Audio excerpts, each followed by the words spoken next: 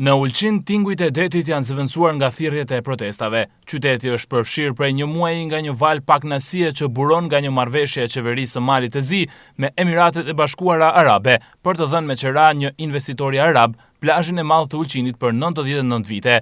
Teksa kryeministri Spajić ka deklaruar se kjo marrëveshje është historike, politikanë shqiptar duken të bashkuar kundër shitjes së Ulqinit e madje akuzojnë se kjo marrëveshje është orkestruar nga Beogradi. Jemi tanë gati për aksion, se Ulqinin nuk da ta pushtoj kërkosh, as nga Podgorica, as nga Beogradi, as nga Dubai. Mendoj se do të ketë ndryshime në gjithë ato që është oferta dhe mendoj se do të gjendet një konsenzus që Ulqini mos të mbetet pa investime në të ardhmen, por gjithsesi ashtu si është projektuar në fillim nuk mund të kalohet se plazha e Ulqinit, 15 kilometra plazh të Ulqinit nuk janë në shitje. Një vendim jashtëzakonisht se cilin ne e shohim jashtëzakonisht të dëmshëm për komunën e Ulqinit për disa arsye.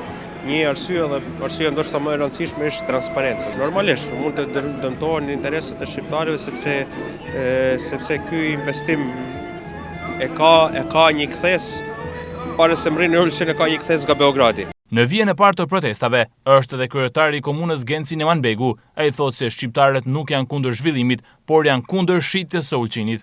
Këtë muaj në fundit është paraqitur një qiramarrës, kinse në Maltezi bëhet me anë të tenderit qiramarrja e plazheve. Jemi kundrejt kësaj tentative në këtë formë, ne mirpresim investitor, por investitorë të cilat do të investojnë në kuadër të planeve që ne kemi në fuqi. Unë kam ftuar gjithë forcat politike të kenë kujdes mos të armiqsojnë një qytet të tërë. Më bën të dyshoj në çdo prapavi.